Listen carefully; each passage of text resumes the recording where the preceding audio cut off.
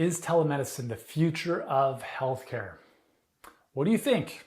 Well, you might be surprised by what I'm about to share with you.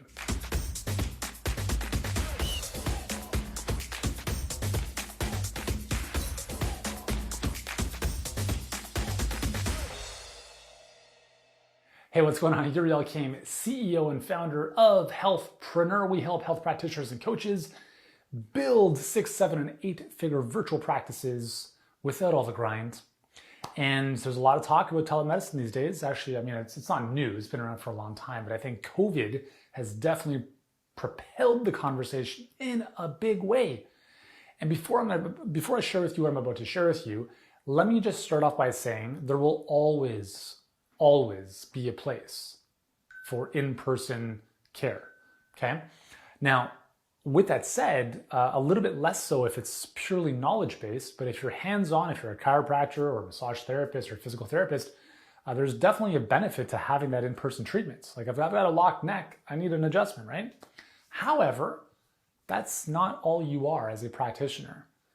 You see, even if you are a hands-on practitioner, there are ways that you can tap into telemedicine and virtual healthcare that, number one, is very smart from a business perspective, because I don't know about you, but going out of business because of lockdowns sounds like a really ridiculous reason to go out of business. And what unfortunately happened with a lot of people in 2020 is that they were just too stubborn to evolve. And this is not just in the healthcare space. Statistically, 88% of the Fortune 500 companies that existed in 1965 no longer exist. Just let that sink in for a second. Just let that sink in. Only 12% of the companies from 60 years ago, the biggest companies in the world, still exist. Why is that? Well, the 88% of the dinosaurs who died, they died because they didn't adapt and they didn't evolve. Think about Blockbuster. Right? They refused a partnership with Netflix because they thought their way was the best way. And think about Kodak, who actually developed digital photography in the late 1970s and tucked it under the rug because they didn't think it was important. And the same year they went bankrupt, that was the same year that Instagram got bought by Facebook for $1 billion, and they only had 13 employees. So here's the lesson. If you're a health practitioner and you are not willing to work remotely in some capacity, it is only a matter of time before you're going to be in big trouble. And I say that with the biggest of cautions and also the biggest of encouragements, because listen, you have very, very important skills and magic that can make a huge difference in people's lives, and you not being willing to adapt to the changing times is selfish. Seriously, let that sink in for a second, okay? Think of the dating industry, Match.com and others.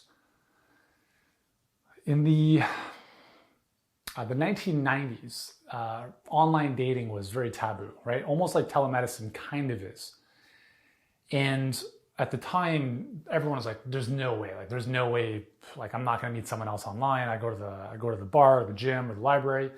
And that was true in the 1990s, but in the beyond 2010 and kind of the 2000 teens, online dating has become the number 2 most popular way for people to meet their significant other. I'm not just talking about randomly dating someone. I'm talking about meeting the person they're about to marry. The second most popular way, followed very closely only after being introduced from a close friend. How crazy is that? Essentially, if I could show you the graph, it would have a huge inflection point like this, where it was took a long time to adopt, right? Resistance, this is never gonna work. And then everyone just said, you know what, this is the way to do it. It's the same thing with telemedicine. It's only a matter of time. 2020 has, I think, been an inflection point in that journey. And listen, if you don't have a way of providing virtual services to your clients or patients, you're done, okay? Now, yes, there are exceptions. There are exceptions, for sure. But I'm just saying, wouldn't it make sense to figure out a way to crisis-proof your business so that if these ridiculous lockdowns continued to go on for months or even years, or even if the next thing came about, you'd already be ready. I think it makes sense. And here's the thing, it doesn't require a huge amount of infrastructure. It's a really simple decision. Hey, patient, would you like to jump on Zoom? That's it, okay? If you're a doctor and you're giving people knowledge, I'm not talking about like physical doing stuff to their body. If you're just having a chat with them about their condition, they don't need to be sitting in your waiting room getting sick. They can sit at home from the comfort of their own couch, and you can jump on Zoom with them and provide them great guidance and reassurance about what they should be doing. My dad is in his 70s, and when he told me he was getting virtual care from his doctor, I was like, okay, we've fundamentally changed how we are consuming healthcare. Because my dad's very old school, okay? Big, suck of the healthcare system here in Canada, which is what it is, okay? Whatever. If he is willing to be helped by his doctor over Zoom, why can't you do that with your patients? Here's the thing, all it is a choice. I've been online since 2005. For 7 years before that, I was working one-on-one for 12 to 14 hours a day. Not scalable, not sustainable, burnout central. 54% of all practitioners experience burnout. It's the #1 complaint in our industry. And if you're not feeling the burnout, good for you. Either you're not busy at all or you figured out a system to better leverage yourself.